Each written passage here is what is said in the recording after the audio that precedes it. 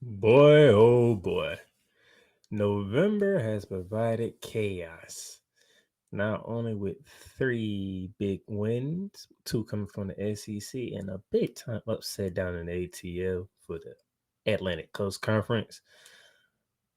But all of a sudden, the CFP rankings came out, and we have even more questions than answers.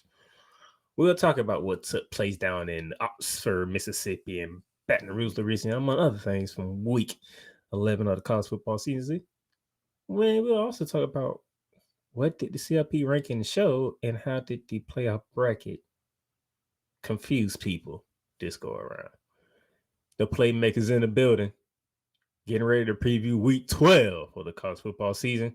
So Bear Down the Gridiron starts right.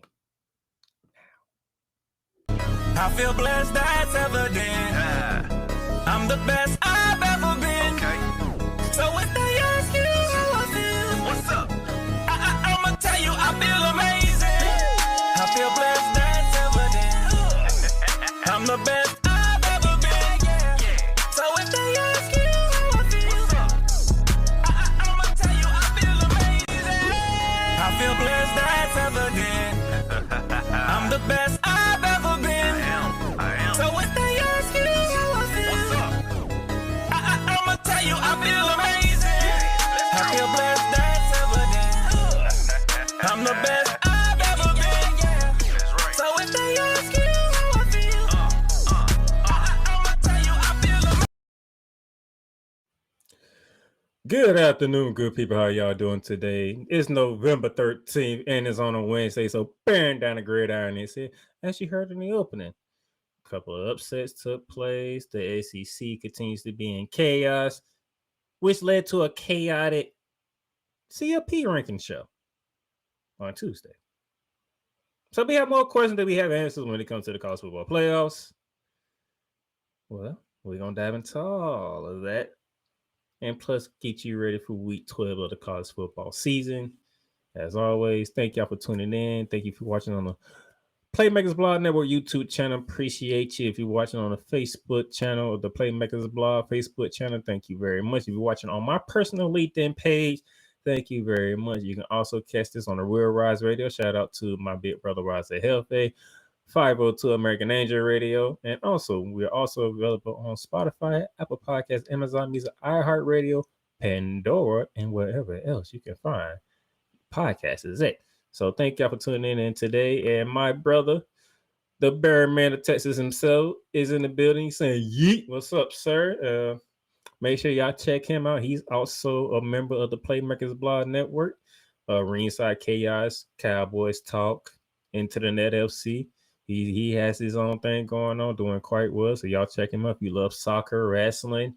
You know, if you love the Cowboys, and it's been a pretty rough year for y'all. But hey, you still working with your team. That's the man you go listen to. All right. So make sure you share this out, Bear Man. Do what you normally do. Share it out. Make sure we get people in here. This going to be an interesting one. So let's go ahead and get right into business right now. And let's go ahead and begin the show what we normally do with our 2-minute drill.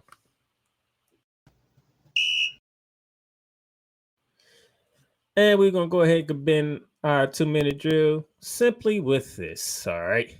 Wisconsin's Jack Del Rio resigns after crash and the OWI arrest. Okay. Former NFL coach, former Jacksonville Jaguar NFL head coach at that. Jack Del Rio, the senior advisor to Wisconsin's head coach Luke Fickell, has resigned after his arrest early Friday and cited for operating a vehicle while intoxicated in a crash up in Madison, Wisconsin. Del Rio, 61, was arrested shortly after midnight Friday after a vehicle he was driving hit a street sign, broke a fence, and came to a rest in a yard, according to a Madison police incident report. Officer was dispatched to the scene located west of campus and Camp Randall Stadium at 12:35 a.m. Jackie boy. Can't be driving under the influence. You know this. You've been a head coach in the NFL. You have coached in college. Why are you doing stuff that you know you don't want your players doing? Why, sir? Gotta be better than that. Gots to be better. Okay. Nevertheless, Jack Del Rio resigns. He's no longer with the Wisconsin. We'll see if he's doing anything else or he's going to take time away from the game and focus on him. We shall see. Let's go to our next news, and this is a painful one for Alabama. Alabama loses linebacker Koo Robinson to season-ending elbow injury. Alabama head coach Kellen DeBoer announced Monday that the Crimson Tide will be without one of their top linebackers, Q Robinson, for the rest of the season after Robinson suffered an elbow injury in the big win at LSU, which we'll get into later on in the show. The loss of Robinson, the 6'5", 241-pound redshirt seniors, is a significant blow to an Alabama defense that has allowed just one touchdown in the past two games. That would be in against LSU and Missouri. That's a bit tough. Okay, and the boy says, quote, just a special person in every way. I hate to see a guy who pours so much into it going through what he is going through. The one thing when I think about Q, it isn't just what he does on the field, but pre-practice. He's mentoring and he's doing things for other guys. He just cares so much about the team and cares so much about his place. Close quote. All right, Mr. Robinson, we hope that you have a good, full recovery. And with you being a redshirt senior, I do believe that's probably would end your college career. Maybe you'll get an extra year depending on the NCAA because we never know what it comes to the NCAA. We just never know. But you should be getting a look at the next level at the NFL level. So hopefully we get to see you for the draft, hopefully, and do the things that you need to do at a draft combine to get yourself drafted to the next level. From Tuscaloosa to Columbia, Missouri, as the Missouri Tigers will be without center Connor Towson for the rest of the season. Missouri redshirt junior offensive lineman Colin Towson, one of the country's top centers, is out for the remainder of the season with a knee injury. Towson's injury came in the second half of the home win over Oklahoma on Saturday night. He left the field without putting weight on one of his legs. He started 34 games at center for Missouri and is considered a strong prospect for this year's NFL draft. The extent of the injury and potential recovery time is uncertain, but in all indication, he is done for the season and it could be done for his college career. So same proposition that we gave to Q Robinson, we'll give to Connor Towson. Full recovery. Hope we get to see you at the NFL Draft Combine, see where you at, see if you get drafted to the next level of the NFL, because they just said you are a strong prospect for the NFL. Sticking with the SEC, because it's been a fun week of SEC news. The SEC fines Ole Miss $350,000, LSU $250,000 for incidents held by the fans. The Southeastern Conference has fined Ole Miss $350,000 and LSU $250,000 for instances involving fans during Saturday's games against Georgia and Alabama. We'll recap both of those games in our next segment.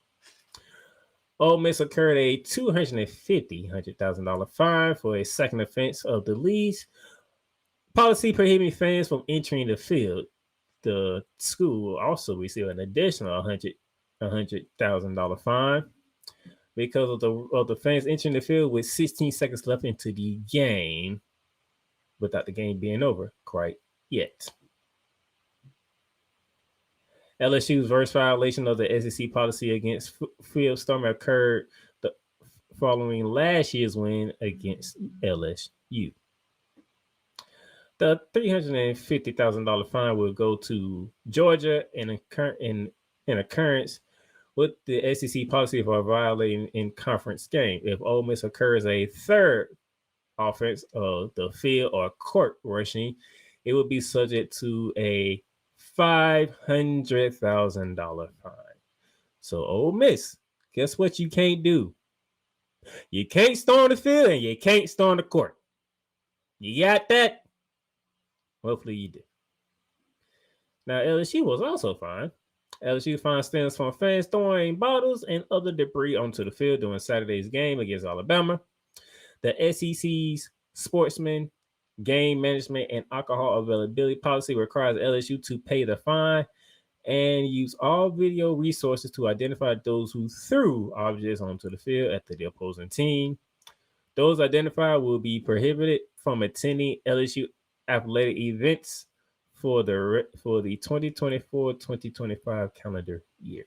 That means those fans at LSU, if they look at this video and they find out that you was the one throwing stuff onto the field, guess what that means? You can no longer attend any athletic competition games for the rest of this year into next year until the sports calendar season is over. You see what happens when you done stupid stuff. See, we talked about Jet Real to begin this segment. Now we're talking about fans storming the field, which now they can't even storm the field or court. Or we talking $500,000 coming out of the Ole Miss pockets. And then LSU gets a $250,000. And then every fan that they have caught and identified throwing stuff on the field, you will be no longer attending LSU athletic events. Great job. What a swell job. LSU fans, great job. Great job. All right. Then we get here. John Robinson, former USC football and Rams coach, dies at the age of 89. John Robinson, the veteran football coach who enjoyed many years of success at USC and with the Los Angeles Rams, has died. He was 89. The Rams confirmed his death on Monday. He died in Baton Rouge, Louisiana, and with complications from pneumonia. Jeez Louise. Robinson is on a high of the short list of football coaches who enjoy significant success at that in both the college and the pro ranks. He went 104, 35, and 4 at USC and 75 and 68 with the Rams, winning postseason games and contending for championships regularly with both teams. Robinson was particularly successful in bowl games, going 8-1 in the postseason with USC and UNLV. Thoughts and prayers are with the Robinson family. Did a lot of good things for the University of Southern California, and he done some good things with the Los Angeles Rams. I'll speak on that on Ramley Talk. It's just the way it is. You just hate that it happens, but that's the way it is. We are not done because we got some more news to dive into real quickly to close out our 2-minute drill. Oklahoma president and AD back Brent Venables amongst struggles. The University of Oklahoma's president and athletic director gave football coach Brent Venables a vote of confidence on Tuesday after the school board's regular meeting. The Sooners are 5-5 overall and 1-5 in the SEC. During their first season as a Southeastern Conference team, Venables in his third season in Norman, Oklahoma, has a 21-15 overall record. The president, Joseph Hauser Jr. said, quote, "We all get emotional during the course of a season. What is unwavering is the commitment to him. This is a new era for us, but it's also a new era for college athletics. And there's going to be a lot of adjustments, and there's going to be a lot of that taking place. As far as my commitment to Venables, it's 100% close," quote. All right. So we heard last week Scott Strickland bought a conference for Billy Napier, so he'll be back for Florida. This week we have Oklahoma coming out. They are backing Brent Venables. So 2 programs that are not having a productive season are both backing their head coaches in the Southeastern Conference. Very, very interesting here. And then finally, now we get to a school that was not in the SEC. That was fine. University of Southern Cal, fine. Put on probation for 2022-2023 violations. The USC football program has been fined $50,000 and placed on a 1-year probation because of violation of on and off off-field coaching activities, the NCAA announced Tuesday. After conducting an investigation, the NCAA found that USC exceeded the permissible number of accountable coaches by 6 during the 2022 and 2023 seasons.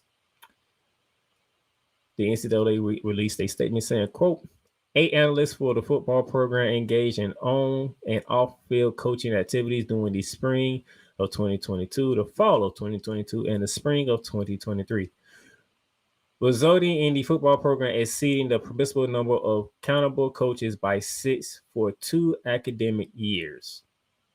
As a result of the violations, the parties also agreed that the football head coach Lincoln Riley violated head coaching responsibilities rule, close quote. The NCAA said that because of some of these violations occurred before the rule changes in January of 2023 that shifted head coach responsibilities from a rebuttable permissiveness to an automatic attachment, Riley, who was hired by USC in November of 21, will not be suspended. Nevertheless, though, they are on probation. Aside from a year probation and the $50,000 fine, the NCAA Committee of Infractions approval further penalties. USC will be restricted from having the special teams analysts in practice and film review for 6 consecutive days during 2 weeks of the 2024-2025 season. So it's been a lot going on here, and the University of Southern Cal is paying the price for it. All right. And that would conclude our 2-minute drill.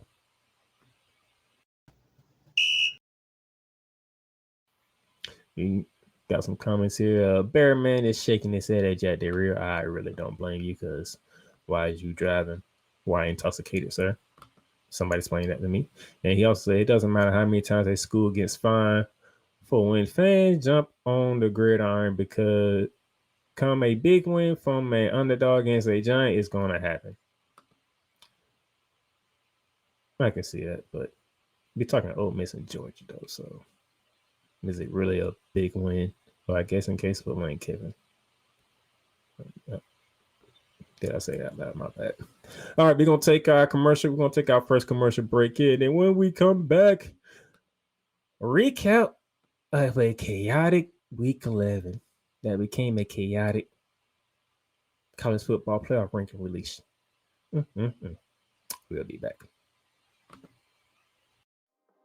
In a world where chronicles of the past are brought to the streams, whether the content is relatable or completely beyond your realm of life, there is no shadow of a doubt that this show is absolutely full of shenanigans. Get ready for D. Willie in the evening, this Sunday at 10:05 p.m. Eastern, exclusively on Sertoba Media, where the struggle is real to be awesome.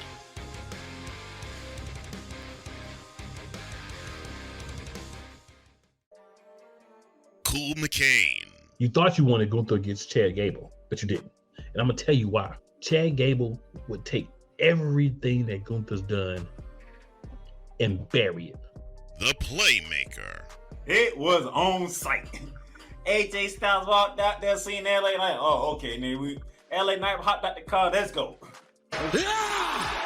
Break down everything in TNA, AEW, and all of the WWE programming. Join these two kings, monarchs of wrestling, live every Monday at 6:30 p.m. Eastern, 5:30 p.m. Central on the Play Caller Sports Talk YouTube channel. Sports fans are gearing up, whether it be for the madness of March, whether it be for the Super Bowl, or even a little thing called WrestleMania. You can get all that at Fanatics, where they have a wide selection of gear from every league, including the NFL, the NBA, the MLB, the NHL, the NCAA, and the WWE. So go on and show that pride, that passion, that dedication fan that you are, by whipping your team, your league, or your favorite player. Fanatics, official license, everything. Whether it's the men's college game, The way that this season has been going, anything is possible. the women's college game, And how passionate Angel Reese was at that press conference, they got their mojo now. the WNBA, AJ Wilson on Twitter 1 and 2, followed by Brittany Griner, Aaliyah Boston, Jackie Young, or the NBA. The Lakers had a 0.8 chance of winning. And then what happened in the fourth quarter? LeBron James by himself outdid the Clippers. You will get any and all of the information right at your fingertips or your earlobes. Join the Playmaker as he breaks down all things basketball in Shooting Lights Out on the Playmakers blog, network, YouTube channel, and where you can find podcasts.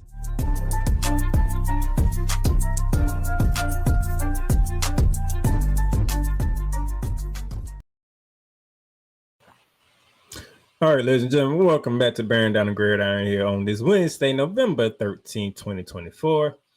Now that we got our 2-man drill out the way with our news and notes from the college ranks, now let's review what took place in week 11 of the college football season. It is time for the Gridiron Roundup.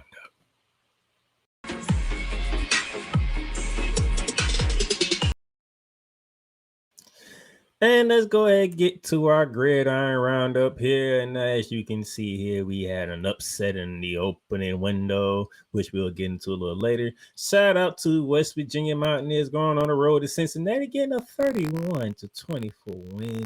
And the University of Texas, the 5th-ranked team in the land, did what they were supposed to do to my Florida Gators, 49-17. And I told Cole Johnson when he was on the show yesterday that they was going to beat the brakes off us. And I was right. We had a 3rd-string quarterback in, and you expect me to believe that we was going to go into Austin, Texas, and put up a decent fight against the Texas Longhorns, who was fully healthy? I didn't think so. Thank you very much. Texas destroyed us, and yeah, they did what they're supposed to do. But the one game that we're going to focus on from this set is the upset in the ATL. Georgia Tech 28, 4th-ranked Miami 23. And I wish Cool McCain was here right now because I asked him a simple question. I asked him a very simple. I said, how long is it going to take for y'all to keep winning these and keep being these tight, close shootouts before y'all get caught? Well, you went to Atlanta and you got beat by Georgia Tech. And this is the 2nd year in a row. The 2nd year in a row, ladies and gentlemen, that the Yellow Jackets have beat the Hurricanes. Those of you who don't probably forget, take you back to last year. Miami, Hard Rock Stadium. Miami has the ball. Just a kneel down with salt the game away. Nope. What does Mike Cristobal call? He calls a running play. He gives the ball to his running back. His running back fumbles the football. And then 3 or 4 plays later, Georgia Tech turns it into a touchdown, and they win the game by 1 point. Heartbreak in Miami, which they was having a bad season anyway, but even more bad after that game. And then you come into this year, you go into the ATL. You know everybody's going to remember that game because that was just unspeakable. The game was already won. The game was in hand. All you had to do was kneel on it, but you still gave it to your running back. You running back from, but Georgia Tech capitalizes on it. So we know everybody's going to talk about that game. With Cam Ward being a Heisman front runner, the way that Miami's looking, they dropping 50 points here, 40 points there, 40 piece here.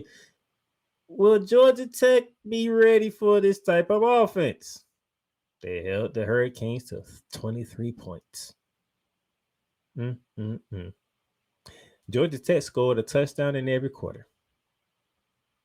Miami scored 10 points in the first, 6 points in the third, and 7 points in the fourth. They didn't even score in the second quarter.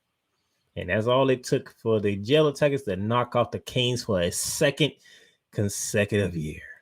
Now let's get to the numbers, shall we? 436 yards of total yards for the Canes to the Yellow Jackets 370.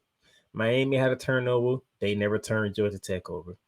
23 first downs to only 18 for the Yellow Jackets. But look at the time of possession. Yellow Jackets 34 and 49.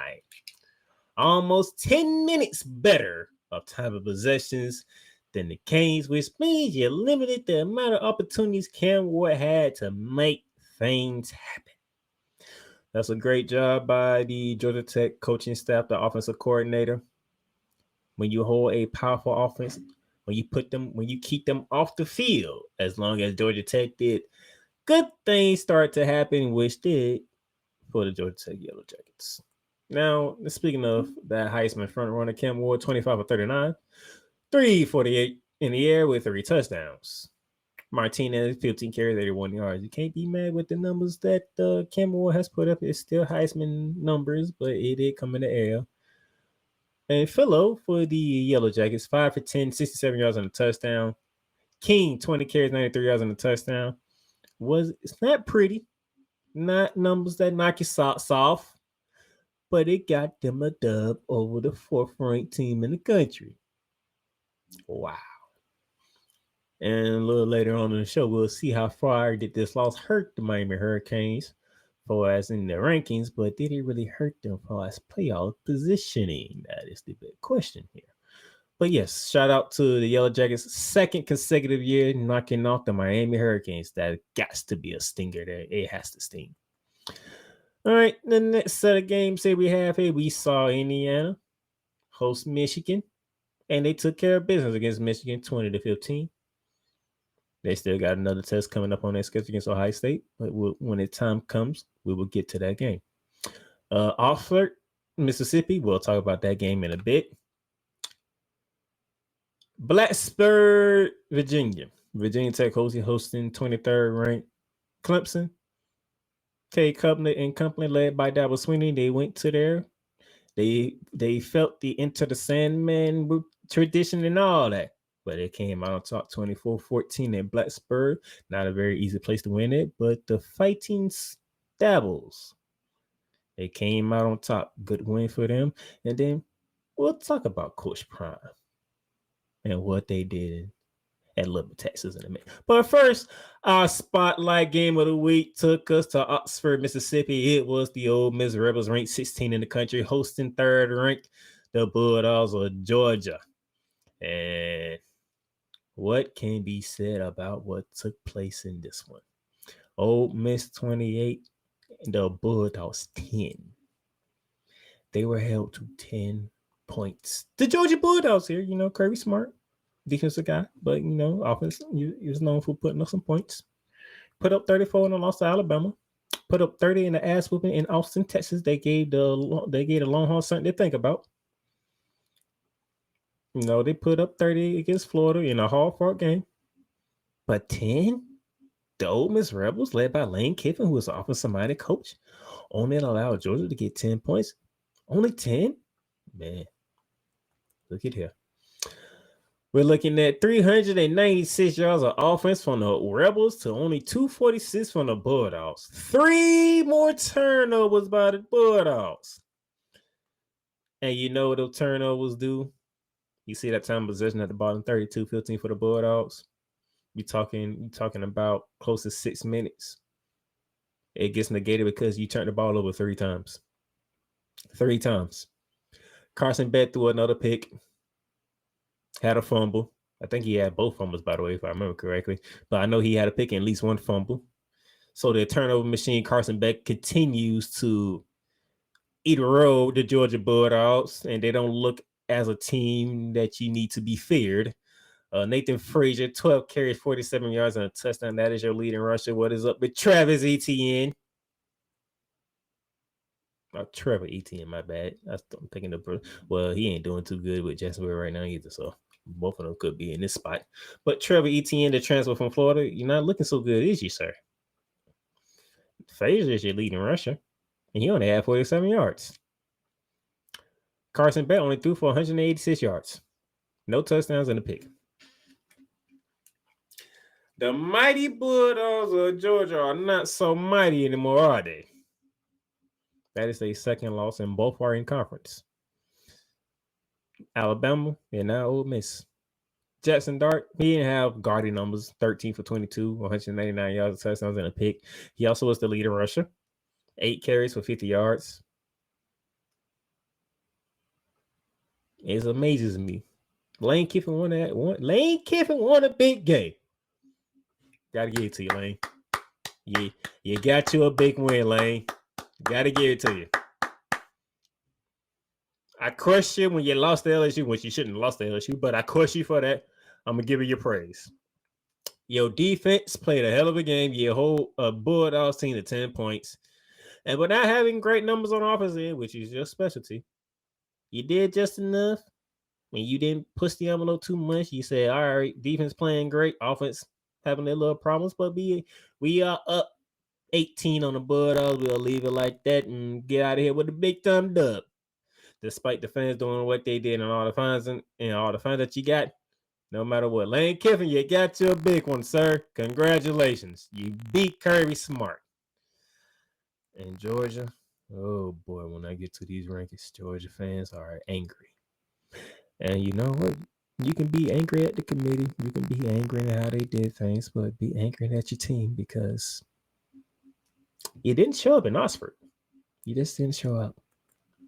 From Austin, Mississippi to Lubbock, Texas, where the Red Raiders coming off a big win against Iowa State in Ames, Iowa. Now they are hosting 20th ranked Colorado Buffaloes led by Coach Deion Sanders prime time. And third quarter, Colorado went on a tear in the second half, outscoring the Red Raiders 31-14 in the second half, thus winning 41-27. We're looking at 388 yards for offense for the Red Raiders, but 3 turnovers. 3 of them. Colorado, 351 of offense, no turnovers. There go your difference right there. 3 turnovers. Colorado turned those into points. And that's how you go from being down 10 at one point in time, possibly on the verge of an upset on the road, to winning by 14 on the road and putting yourself in a prime position to contend for a playoff spot if you coach Deion Sanders and the Colorado Buffaloes, all right? Shedeur Sanders, 30 for 43, 291 yards, 3 touchdowns. Travis Hunter, 9 catches, 99 yards, and 1 of the 3 touchdowns. For the Colorado Buffaloes, you have Milton, 20 for 40, 20 completions for 40 passes, 275, a touchdown, 2 touchdowns and 1 pick. Brooks, 31 carries, 137 yards and a touchdown. But when you turn the ball over 3 times, especially at home, you lose games, which he did. Okay. So shout out to Coach Prime. Shout out to the Buffalo for getting a big road win and a not so easy place to get one in Lubbock, Texas against the Red Raiders. All right, now, as you see here, we have South Carolina who backed up that big win that they had over Texas A&M by going to Nashville, Tennessee, and putting a nice good old beating on the Vanderbilt Commodores 28-7. We'll get to Death Valley in a minute. And the 6th ranked Nittany Lions of Penn State 35-6 win over the Washington Huskies in primetime action on the Peacock. But let's get to Death Valley, the site of college game day. It is the rivalry in the SEC. The Alabama Crimson Tide rolling into Death Valley in primetime against 15th-ranked LSU Tigers. This game was over before it even started. Alabama jumped on these boys, and it was no looking back. Jeez. Brian Kelly, where was your team at home in Baton Rouge? Where was y'all? They actually brought a live tiger to the freaking field, and the Tigers that's in white and purple didn't even show up for the game. What the hell happened in Baton Rouge? Jeez Louise. 421 of total yards for the Crimson Tide, 343, but you had 3 turns. You see a theme here, ladies and gentlemen, from week 11, turnovers. All the questionable games that we looked at teams that didn't play right, all turned the ball over. They all lost the turnover battle. And that's how they lost. Miami lost the turnover battle. Lost to Georgia Tech. Georgia lost the turnover battle at Oxford. Got beat by Ole Miss. We just looked at Texas Tech trying to build on their upset win from a week ago against Colorado. They turned the ball over and Colorado got out of there. Now we're looking at LSU and Alabama. LSU turned the ball over. That's 4 games that we just looked at. Turnover is the story of week 11. If you turned the ball over, you took L's in week 11. And good gracious. It's not like Alabama had a passing offense. They was just running the ball down your damn throat. Jalen Miro, 12 carries, 185 rushing yards, and 4 touchdowns. Passing game, he only went 12 for 18, 109 yards. Because damn it, he was like, well, if y'all can't defend the run, why would I throw it? Which I don't, and this one I don't blame him. Hell, y'all not stopping me from running. Why the freak would I stop running? 12 carries, 185 yards. I'm going to do some real-time math here, okay? So he had 180 yards rushing on 12 carries. Jalen Miro was averaging 12? No, Jalen Miro in the running game. Jalen Miro, the quarterback for the Alabama Crimson Tide, averaged 15.4 yards a carry against LSU. Now I'm going to say that again. Jalen Miro, the quarterback for the Alabama Crimson Tide against the LSU Tigers on prime time at Death Valley, had an average of 15.4 yards a carry in Baton Rouge.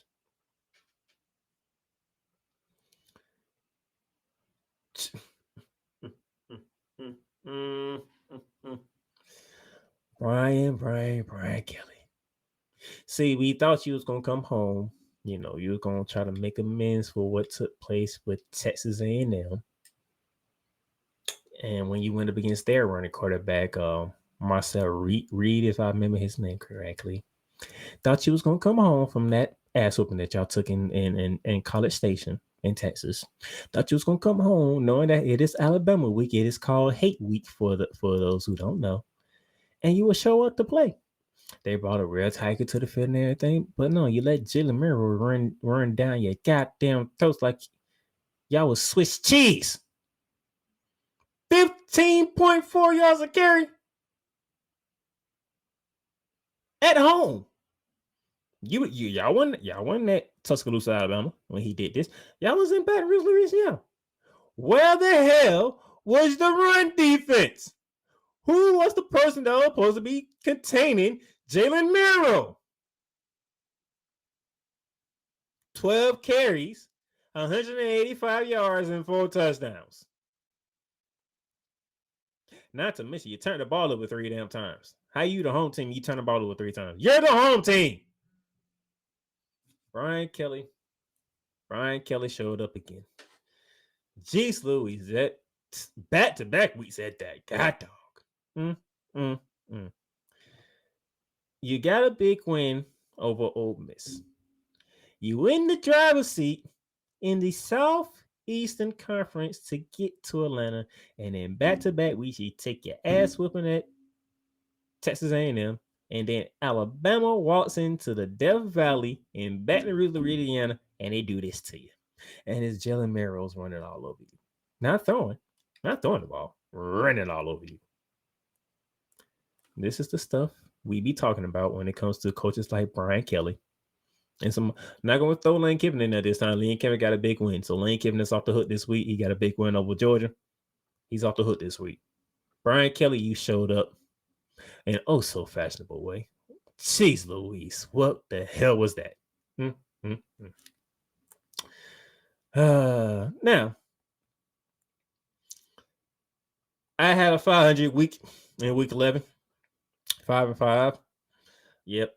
Cincinnati took one against West Virginia. We already talked about the upset in the ATL. We already talked about LSU and Georgia, and then I didn't think South Carolina was going to back up that big win against Vanderbilt, but they backed it up. They went to Nazareth and they handled business. So 5-5 on the year. 69-41 overall, still pretty good, doing pretty well. So, yep, that would do it for the Gridiron Roundup, ladies and gentlemen.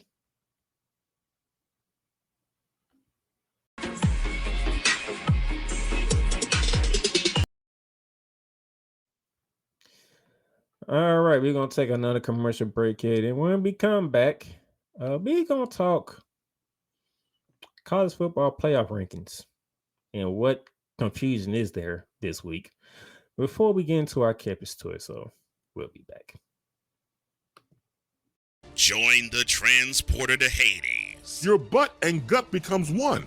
Join the reformer of hooker whores. This is my daughter, Placenta Booty Johnson. Join the bronze god. Whenever you are in distress, take off your baseball cap and throw it in the air. Join your very own superhero of broadcasting, Chris Bass. So whatever color crayon they get, they palm it and do 2 circles, and that translates to, I can beat up black people. As she takes you through the week's paces in Baseline. Live every Saturday at 8 a.m. Eastern, 7 a.m. Central, Pacific time zone people, just stay asleep when this is on live and just catch the recording. Oh, I'm sorry. Exclusively on the Chris Bass YouTube channel.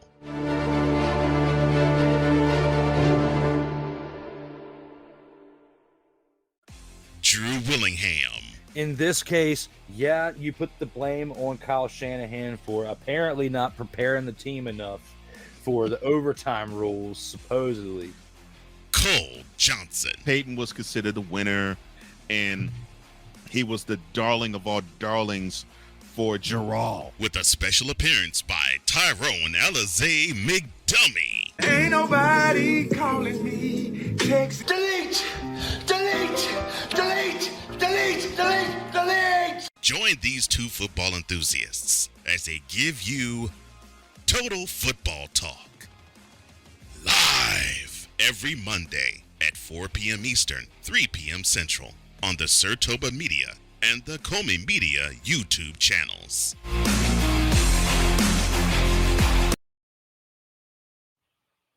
All right, ladies and gentlemen, welcome back to Bearing Down Girl Down. Sorry about the technical difficulties earlier, but don't worry, I will fix it.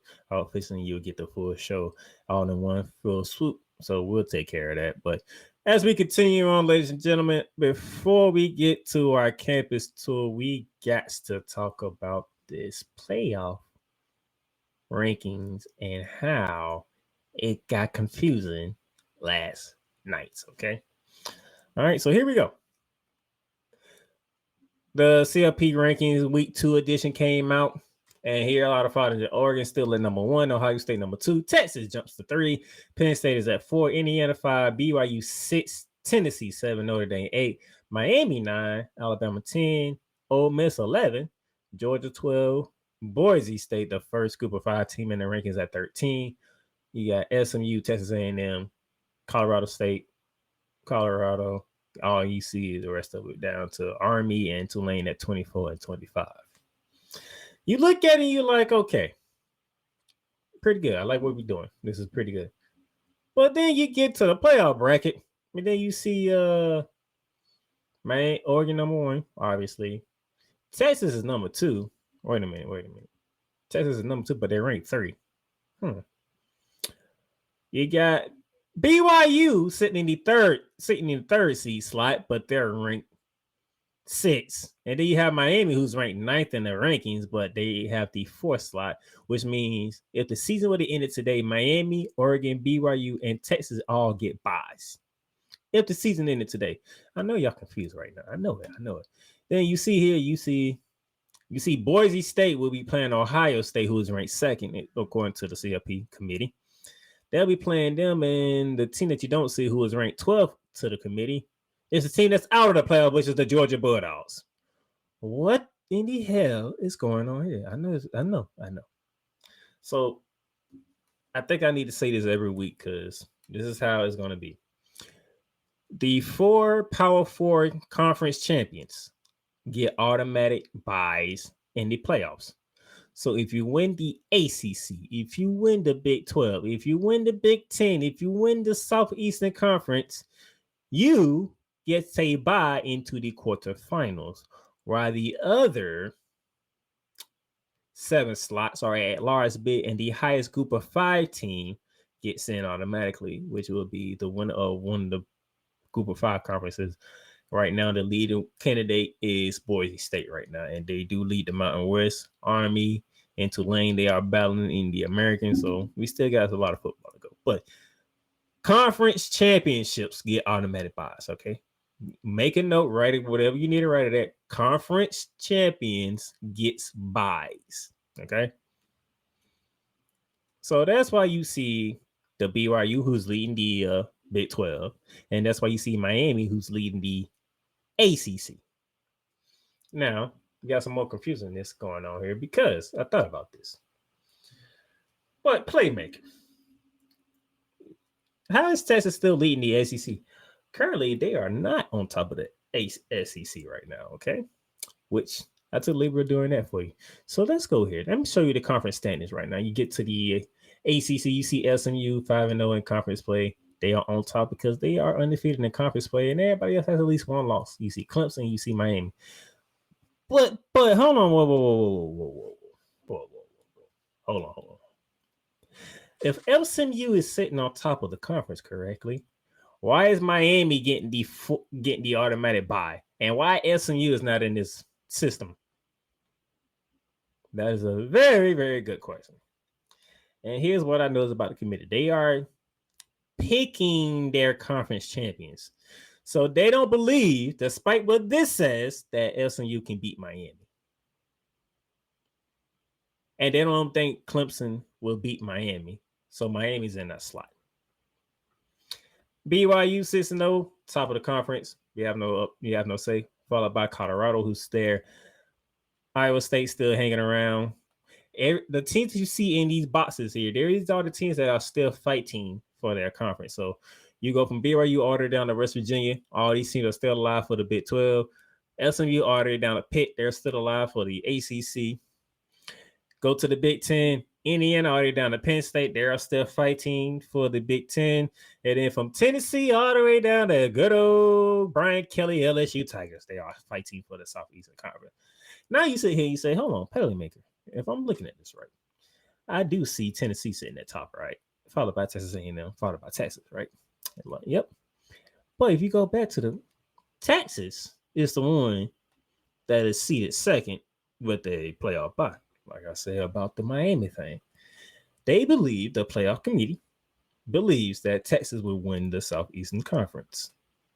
So even though Texas is currently sitting at third behind Texas A&M and Tennessee, that Texas will win the Southeastern Conference. So I know it's confusing. I know it is. It is. And there's something Pat McAfee said something on the show today, and I was watching that I agree with. What if the committee don't even do rankings? Like, what if the playoff committee got rid of this spot right here? Just got rid of this and just focus on that. I think we'll be good. Because you'll sit here and then you get to say you can't, because Miami's ranked 9th. Okay, Miami's ranked 9th. And we look at the ACC, they are behind SMU and Clemson, but yet you giving them the automatic bye. What are we doing? You got Texas, who's ranked 3rd in your rankings, right? They get the second seed in the automatic bye. But if you look at the standings, they're behind Tennessee and Texas A&M. Now, granted, Texas do control their own destiny because they do have Texas A&M at the end of the season. And if I remember correctly, they have, let me go to the Southeastern Conference and see, we'll look at the remaining. They have a big game coming up this week, which we'll preview in Campus Tour because I know it's in there. You talking about Arkansas, Kentucky, and Texas A&M at the end of the season, so they control their own destiny. If they win out, they go to Atlanta and they fight for the Southeastern Conference. But it's the same thing with Texas A&M, though. Let's look at Texas A&M remaining schedule, shall we? All right. They got New Mexico State, Auburn, and Texas. And by the way, that game is in College Station, not in Austin, which means the Longhorns got to go to Kyle Field to take on the Aggies. Keep that in mind. And then we look at Tennessee. Tennessee, they have our spotlight game of the week. I'm going to go ahead and throw that out there. They have a spotlight game of the week, and pretty sure y'all know what the game that is against Georgia coming up. But we look at their schedule, depending on what happens with Georgia, because they still have Georgia coming up this week. Then they have UTEP, and they finish the season off with at Vanderbilt. So the whole confusion is from the CFP committee did not help at all. Because when you did this, it confused that right there. I'm with Pat McAfee. Take away the ranking system. Let's take away the top 25 CFP rankings. We don't need that. We're gonna do it until Team Power. And then let's come out with this and explain your position on this. You can simply sit here and say, okay, based on what happened, we know that SMU is sitting on top of the ACC, but we believe Miami wins that conference as of right now. We like Miami's chances, so we slid them second as the ACC, quote unquote, ACC champion. Cool, fine. Yeah, the 13 of y'all was in the room. Y'all agreed to that. Okay, we got an understanding now. BYU, we understand.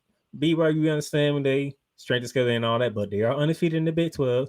They've been on top of the Big 12 for the longest, so we got to give them their spot. Texas, yeah, they took a loss to Georgia. We know there's just like a little tiebreaker with them, Tennessee, and Texas A&M. Texas and Texas A&M, they play in the late part of November. That's going to tell us everything we need to know about that. Tennessee has a big game, but we had to choose between them three to actually win the quote-unquote Southeastern Conference. We like Tennessee chances better than Texas A&M and Tennessee. All right, we got that. But when you did this right here, this is what made everything confusing. Because now we're looking at BYU. How y'all see them as a 6th-ranked team in the country, but they get a bye? What? Even though conference champions gets automatic bye, by the way. But you got Georgia ranked 12, but they are out of the playoff system. If you didn't have this, and you said Georgia right now is out because they right now are not in position to win their conference, and with the group of 5 getting in automatically as the highest group of 5, somebody got to get left out. Plus, Ohio State looks good. Tennessee's right now looking pretty good. Penn State looks good. Ole Miss looks good after beating them. Alabama looks good, especially with the win against LSU. And then Indiana's undefeated. You see how easy that was for me to explain that? But that's not what they did. It was so confusing last night. I was just like, what are y'all doing? This doesn't match this. And this doesn't make sense to this. They're not connecting. So I'm with Pat McAfee. Get rid of the ranking system. Don't even do a top 25 ranking. If we have to use the AP top 25 for the entire season, we'll just do that. Don't even do this, because when y'all do this, y'all confuse the hell out of everybody when y'all did that. Just let the AP do the top 25, even though we can care less about it. And then every Tuesday night, y'all just tell us this is where the playoff bracket looks right now because of this, and this, and that. Will it change? Yes, it will change. But man, that is confusing. That is very confusing because Miami don't even control his own. Miami is now looking up to SMU. Y'all couldn't put SMU in that slot as the leading. That's another thing I should do. Whoever's leading the conference should be in that slot. And you go ahead and say, because they are leading their conference as of right now, they'll be the ones in that slot. Until that's what y'all should do. Whoever's leading in the conference should be in that slot. Because y'all sit here and told us, if you win your conference, you get the automatic bye. So, in my opinion, Oregon, correct. Instead of Texas, that should be Tennessee, because Tennessee is on top of the Southeastern Conference. BYU is correct, because they're the only unbeaten team in the Big 12. And then SMU should be in Miami's spot. And possibly you probably take out Ole Miss and throw Miami into the first round slot. Simple. But the committee complicated it to where people are now questioning how. So how do y'all ranking teams, and then how y'all see them in the playoffs? What the hell are we doing? Like, what is this? So if you're complaining about how the CFP has done theirs this week, I am totally with you, because it was very confusing. But hey, I try to simplify it for you. They believe Miami, Oregon, BYU, and Texas will win the conferences. They believe Boise State will be the highest ranked Group of 5 conference champion, which unfortunately will leave Georgia out of it because Indiana's undefeated. And by virtue of Indiana being undefeated and Boise State got to give a Group of 5 in there, at least Georgia out of it. But Bulldog fans, you can get mad at the committee if you want to, but get mad at your team because you lost 2 games. Like, winning matters, okay? I know we're gonna come here and say, man, they got one of the toughest schedules in the league. They had to play at Alabama, at Austin, at Ole Miss, and you know about the rivalry game with Florida. And I get all that. I am a Southeastern Conference guy myself, but winning should matter. So I don't want people trying to discredit Indiana for being in the position to host a playoff game because nobody expected Indiana to be 10-0, which they are.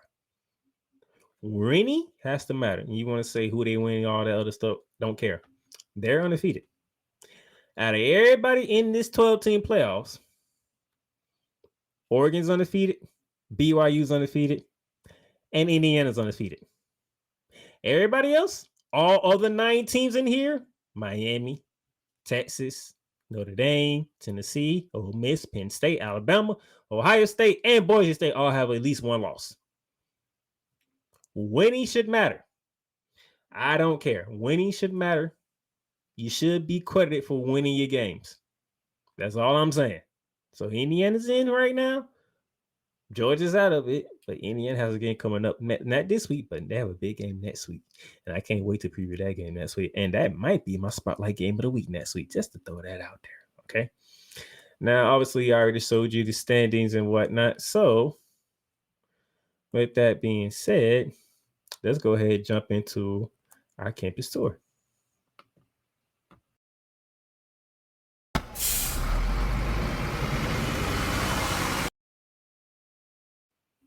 And to begin our campus tour, let's head out to Maryland, where the 25th ranked Green Waves of Tulane are taking on the Navy Midshipmen. This is a big game in the American. I know usually we don't do group of 5s, but this isn't a good time to do it.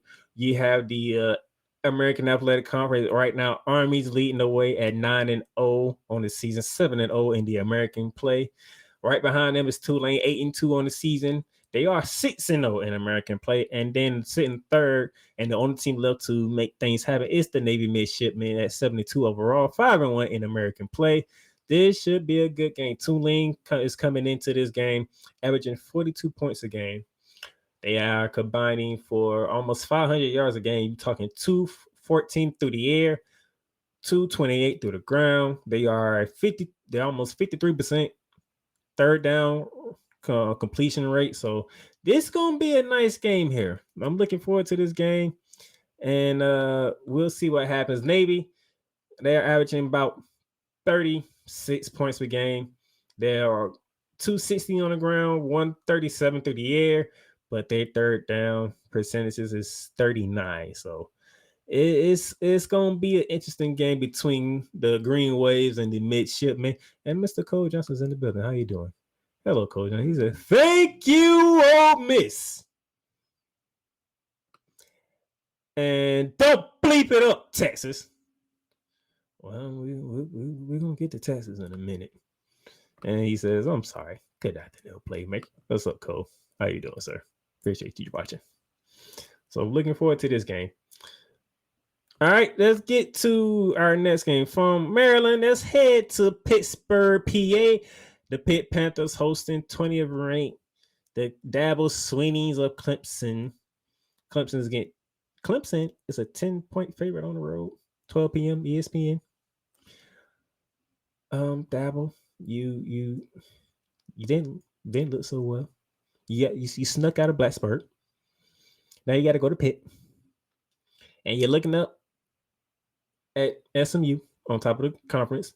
Miami's behind you now because they decided to up in the ATL. So we might get SMU and Clemson in the ACC championship game down in Charlotte. We could get SMU and Miami down in Charlotte.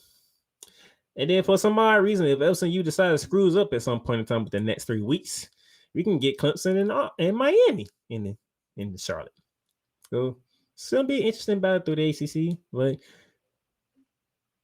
tricky game in Pitt for a good old Dabo Swinney. All right. Now the aforementioned Longhorns, ladies and gentlemen, they go to Fayetteville, Arkansas. Yes, the third-ranked Longhorns of Texas. They head to Fayetteville to take on the Arkansas Razorbacks. 13.5-point favorites, all those god darn Longhorns on the road. 12 p.m. ABC. And ESPN Analytics says 85.7% in favor of the Longhorns. I'm going to just say this, Cole Johnson, your Longhorns better be careful in Fayetteville. The Razorbacks are coming off a bye week. And they are licking their wounds. They have been rating for 2 weeks to get rid of this 63-31 ass whooping that they took to Ole Miss.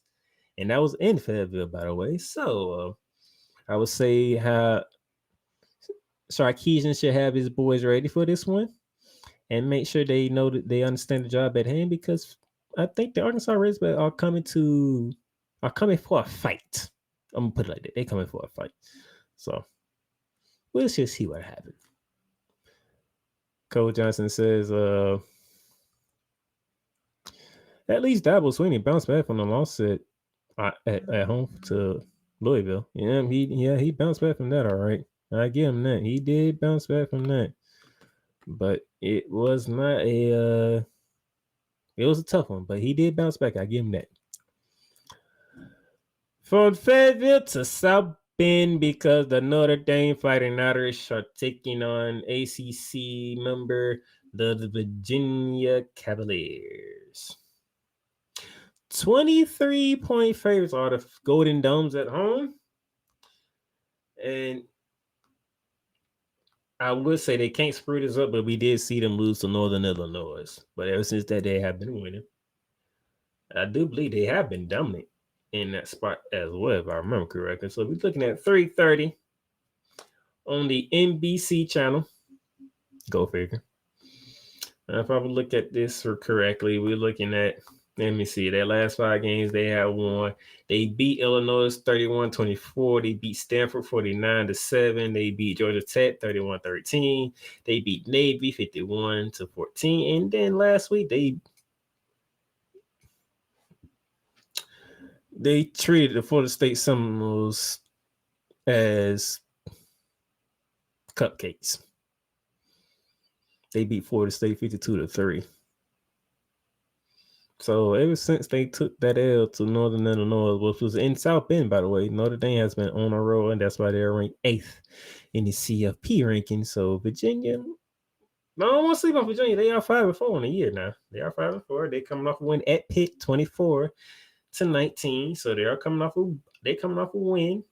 Okay, so might want to make sure that Marcus Freeman has his boys ready to do what they got to do. And here you go. Here's my only gripe with the playoff. What in the world is Notre Dame doing in the top 10? They need to be punished for 3 losses with that Northern Illinois defeat. Well, you can't punish them that much. They only lost 1 game, and it's the 1 game. Maybe if other teams like Texas, Georgia, LSU, Alabama. Notice I picked all the teams from the Southeastern Conference. You know that, right? Maybe if all of them wouldn't have screwed up, maybe Notre Dame wouldn't be in the top 10 right now. But no, everybody want to beat everybody else up. And also Notre Dame, they just kept on winning. They found themselves right back in it. You see what happens when you don't do your damn job? Texas, Georgia, LSU, Alabama, Texas A&M, Ohio State, Penn State. You see what happens? When you don't do your damn job, a team like this, who lost to Northern Illinois at home, found themselves back in it. So Cole Johnson, do me a favor. Yeah, I know how you feel about Northern Illinois, but do me a favor. Tell the teams in our conference to stop effing things up. We want to be in this predicament. Since nobody wanted to be dominant, Notre Dame found us back in it. They put their head down and they just kept on winning. So this is what happens when you have chaos. Like I said, November football, this means more. When you have chaos in the month of November, things like this happen.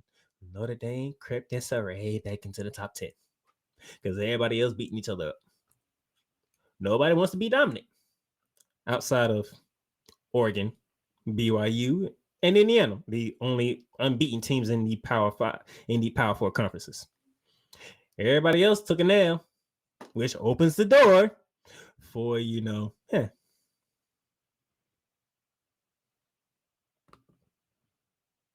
Yeah, Texas had one loss, but guess what? That one loss opened the door as well. Okay, you took a loss to Georgia, who has 2 losses now. Could be 3, depending on how this weekend goes. Just open. What do we always say? If you have a good team on the road and you don't take them out, guess what happens? You lose. You Notre Dame just put their head down and win it, and then everybody else want to beat each other up. So yes, they are back in it. And the only way to get them out is if they lose again, which I don't see happen. Well, then again, they do have a date with Army coming up, an undefeated Army team at that. So that should be a game I might be interested in watching. Notre Dame and Army. Now, the last time they played the undefeated team that was Navy going in, they smacked the brakes off Navy, and Navy haven't been the same since. But yeah, they got a date with they got a good old date with Army coming up. I'm looking forward to that game. Matter of fact, when is that game with Army? Because I might actually watch that game. I actually might watch my Army game for once because Army is undefeated. So they have Virginia this week. They have Army next week, and it's in South Bend. Oh boy. Next week, looking like it's going to be a juicy week 13. Looks like it's going to be a juicy week for me and college football fans. Week 13. Oh my gosh. That's going to be lovely. All right. Cole says, and then the Fighting Irish have the road paid for them with 5 easy ACC games. Well, when you beat each other up, it don't matter how you put it. You can't defend the fact that everybody beating each other up, which opens the door for them. Then we have people believe the Big Ten's a powerhouse, and they are all powder puffs, except for Oregon. You better have put that last part in there because Oregon's undefeated, sir. From South Bend to Gainesville, Florida. As the Florida Gators coming off that thumping that I told Cole Johnson that was going to happen in Austin, Texas. He didn't believe it was going to happen. He thought 21 points was too much for his own team. I said, man, they're going to beat us by more than 21. And look what happened. They beat us by more than 21. And then you have the LSU Tigers ranked 22nd in the college football playoff rankings. Coming off that ass when they took to Alabama. 4.5 point favorites. Are the Tigers going to the swamp?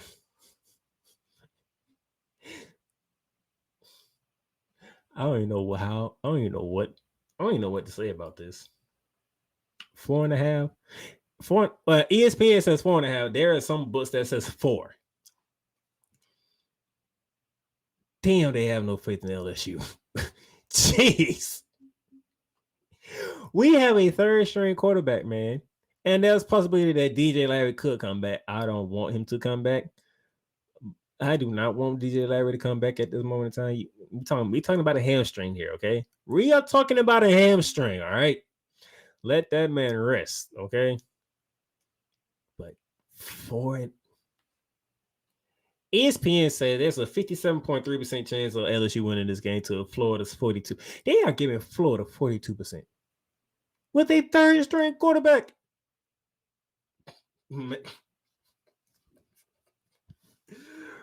Boy, people have jumped off the LSU bandwagon after what Alabama did to them. Good gracious. Brian Kelly, you need your ass whooped. You should be fired for letting Alabama decaffeinate all over you in Baton Rouge. So you missed my stat earlier when I said about Jalen Murrow. Good gracious.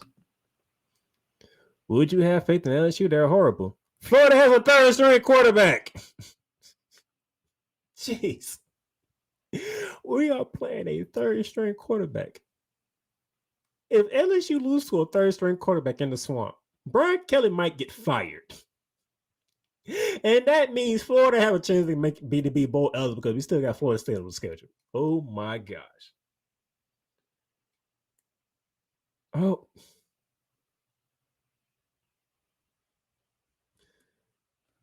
Just, oh my gosh. Oh my gosh. Cole says Alabama beat them by 29. High school teams can beat them. You just being disrespectful now. There's no way a high school team can beat LSU. That's not good. Bearman says I've lost confidence in Quentin Ewers. Don't worry, Bearman. Depending on how he looks this week against Arkansas, I think you'll get your confidence back. We shall see, though. But it is Arkansas we're talking about here, though. So that's keeping it honest. Let's go from the Gainesville to Columbia, South Carolina. 21st ranked Gamecocks who backed up that big win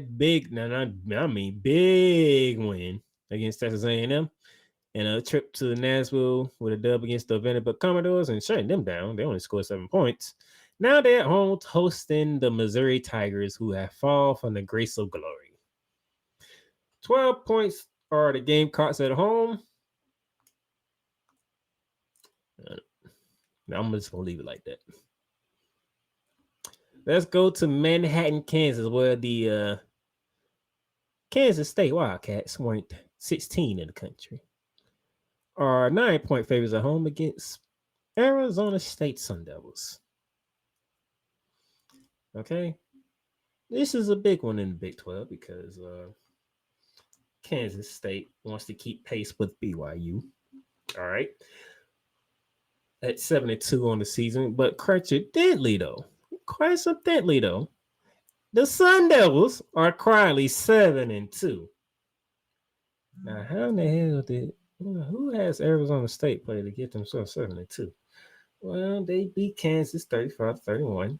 They beat Utah 27-19. Their second loss came at Cincinnati, who was an up and down team, by the way, 24-14. They went to Stillwater, Oklahoma, and they doubled up on the Mike Gundy's 42-21. And then they hosted UCF this past week and they beat them 35-31. This is going to be an interesting game. Very interesting game here. Cole Johnson says Kansas State got forgotten all of a sudden, didn't they? Well, when you're Kansas State and you lose at Houston last week, you see why. 24-19. You lost to Houston. You cannot lose to Houston, Kansas State. That's why. Okay. You ran through Oklahoma State. You went to Boulder, Colorado. You took care of Coach Brown and the Colorado Buffaloes. You went to West Virginia. You took care of them. You took care of Kansas. Then you lose to Houston.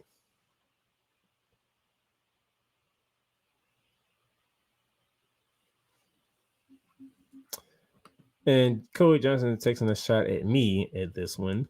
And the Utes are filling the Big 12 competition now. Shut up. Coincidentally, ain't none of my conference picks have gone well, okay? The only one is Oregon. Okay? Jeez Louise. Those of you who don't know, I picked Florida State to win the ACC. I picked Utah to win the Big 12. I picked Georgia to win the Southeastern Conference. And I picked Oregon to win the Big 10. Yeah. My picks for a conference champion are not good this year. They were great last year. Not good this year. Then we go to the Mountain West. Yes, I'm giving you 2 Group of 5 games this week because they are important games. We're going to the Mountain West in prime time. San Jose State hosting 13th ranked Boise State in a very big game in the Mountain West. Okay. And those of you who wants to know about the Mountain West, right now the Boise State Broncos lead it at 5-0 on the year. The Colorado State Rams second 4-0 in conference play. Then you have UNLV at 3-1, and then you have San Jose State at 3-2. Very big game. Boise wins this game, they can most likely put themselves in the title game, which they'll be hosting in the Bluefield of Boise, Idaho, in their game because they'll beat San Jose. They'll move them to 6-0 with only Wyoming left for conference play before they host Oregon State. All right, for San Jose State on the other end, they got some work to do and they need some help. Can they do the unthinkable and beat the Boise State Broncos at home? They host UNLV before they host Stanford. So this game has a lot riding up. If you're in the Mountain West, Boise can win this game. They pretty much say, we clinch a spot in the Mountain West Championship. We'll be hosting it. And who wants to come to the blue turf in Idaho for this game? So this is a very massive game. 13.5 out of Broncos. And, Ashton Gentry is a Heisman candidate. That man has been unstoppable this year. What he has done is remarkable. I believe he's closing in on 2,000 yards rushing, if I remember correctly right now. Let me go look at the statistics here for Ashton Gentry. Ashton Gentry, he has rushed for 1,734 yards with 23 touchdowns. So that man's been on a roll. And the way he's been rolling, he might get over 2,000 yards rushing. So the way he's been rolling, he has 2 games left, possibly 3. Oh, he could definitely get the 2,000 yards rushing. So I'm looking forward to that one. And we go to Ames, Iowa. We're going to the Big 12 because Iowa State and Cincinnati, they do battle in Ames, Iowa. This is particularly a Big 12 elimination game here because you have the Iowa State Cyclones sitting at 4-2 in conference play right behind Colorado and BYU. Then you have the Cincinnati Bearcats at 3-3, trying to play spoiler at this point. Iowa State cannot lose this game. They have fallen off. You want to talk about a team that's been forgotten about, Cole Johnson? What about the Cyclones of Illinois of Iowa State? I mean, you lost to Texas Tech 2 weeks ago. And then you got beat by Kansas in a shootout, 45-36. And all of a sudden, the promising season for the Cyclones has been flipped upside down in a 2-week span. In a 2-week span, the Cyclones have put themselves on the brink of elimination after having such a promising start, and then back-to-back weeks, you got shot. Completely shot. So, Cincinnati, if they make it 3 in a row, the Cyclones of Illinois go bye-bye in the Big 12. That's just remarkable, right? Cole says, since he went bye-bye, the Bearcats eliminated themselves by losing at home to West Virginia. Yeah. And he says, Iowa State wasn't forgotten. They just straight fell off the map. Jeez. That was terrible. Very, very terrible from you guys. All right. And then we have our spotlight game of the week, which should come to no surprise because there's only one game this week in week 12 that you should look at this week. My friend, if I remember correctly, this is the only rank versus rank game of the week. Yep. Nope. Missouri and South Carolina both ranked 21 versus 23, but outside of that, there's only one other rank versus rank game. And let's go over the hedges, ladies and gentlemen, to Georgia. As the Georgia Bulldogs will look to rectify, and I do mean rectify, what took place at Oxford as they are hosting the 7th-ranked Volunteers of Tennessee. 7:30 ABC College Game Day will be in attendance at 9 a.m. So this should be a game to watch. Nico Alimiaba, he will be playing this week. That news came out today. Closing in on 1,900 yards passing with 11 touchdowns and 4 interceptions. Carson Beck, the turnover machine. Carson Beck, who had 2 more turnovers in Oxford this week. I believe he is up to a good 14, 15 turnovers in the last 4 games. That man has been a turnover machine, a legit turnover machine. And it is starting to hurt the Bulldogs right now. Okay. Now, with that being said, now you saw earlier, I gave you the sentence earlier, but those of you who don't know, if you came in late, as of right now, the Southeastern Conference is led by the 7th-ranked Volunteers at 5-1, followed by the 15th-ranked Aggies, so Texas A&M. Then you see the 3rd-ranked Texas at 4-1.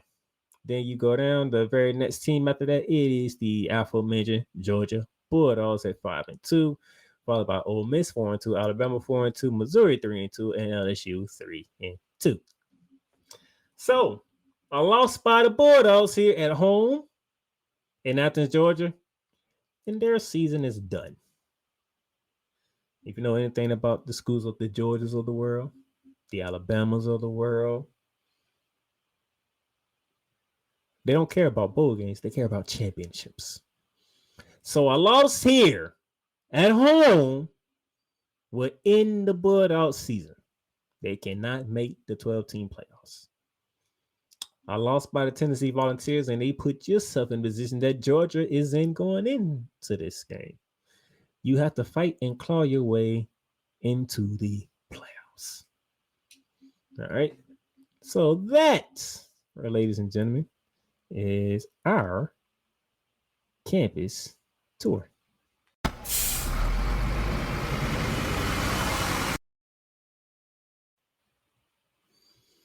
All right. Before we move on to our next segment, Cole Johnson says, I am interested to see what will go down between the hedges.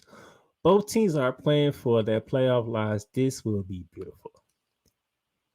I cannot believe this, but I have to root for Georgia so they can hang a second loss onto Tennessee. Says, I know you're rooting for Tennessee, playmaker, since the Bulldogs are your most hated rivalries. Well, let's see if that rings true, sir, because it is now time to go to our Bear Down Play 10. And let's get to the Bear Down Play 10 and give me the Tulane Green Waves to go to Maryland and take down the struggling all of a sudden midshipmen's of Navy. I like Tulane in this game. Sorry, Navy, but I think that ass win that y'all took at MetLife Stadium to the Notre Dame Fighting Irish, a lot of teams seen that, and they're starting to use that game plan against you. And I believe Tulane is the type of team that can do the same thing Notre Dame did to you. Give me the Fighting Dabbles to go to Pitt and get a dub, continue their hopes for making the playoffs, and their hopes to go into Charlotte to play for the ACC championship game. Hook 'em horns. I mean, if y'all lose to Arkansas, oh my gosh, the noise that would be on Austin, Texas would be remarkable. I don't see that happening. I see Texas handling business, and they beat Arkansas the way they're supposed to beat Arkansas. Notre Dame, enough said. Give me the Fighting Irish. LSU, Brian Kelly. You lose this game, you might be getting fired. Okay? Because there's no way in the hell you should lose 2 in a row, especially after the way that you looked against Alabama. You cannot lose to a third-string quarterback. If you lose to a third-string quarterback, just imagine what would happen in Baton Rouge if you lose to a third-string quarterback in the swamp. Brian Kelly, don't do it to yourself. Don't do it to yourself. I'm taking the Gamecocks. They are rolling. They are hot right now. They made a believer out of me last week when I picked Vanderbilt over them, and they shut down Vanderbilt. So give me the Gamecocks. Defend home turf over Missouri, who has fallen off the map. Give me Kansas State Wildcats. I think they are in a position where they know they need to win to give themselves a chance to get to Arlington, Texas at AT&T Stadium for the Big 12 championship game. Give me the Broncos, man. Like, did y'all really think I was gonna find a way to pick San Jose State? Not a chance. Not a chance in this world. Nah, can't do it. I'm gonna go with the Cyclones here because both teams don't know how to win big game series. I got to pick one of y'all to win. So give me the goddamn Cyclones here. Yeah, give me the Cyclones here. Give me the Cyclones here. And then we get to our spotlight game. But before we do that, Cole says, all right, Tulane, rep New Orleans the only way you know how. I don't know if that's a good thing or a bad thing coming for you, to be quite honest with you. He says, I agree, Playmaker. If the Longhorns lose to Arkansas, we don't deserve to go to a bowl game. Forget a bowl game. Y'all don't deserve it to a playoff. It's all about playoffs. We don't care about bowl games. We care about playoffs. And he says, get them, Gators. Get that fake Southern Baptist preacher out of here. If that man loses to a third-string quarterback, oh, my gosh. All right, for the Spotlight Game of the Week, and you know when we do our Spotlight Game of the Week, we got to go to the fans. And the fans have spoken volumes. I hope y'all ready for this. 69% are on the Bulldogs. 69% are on the Bulldogs.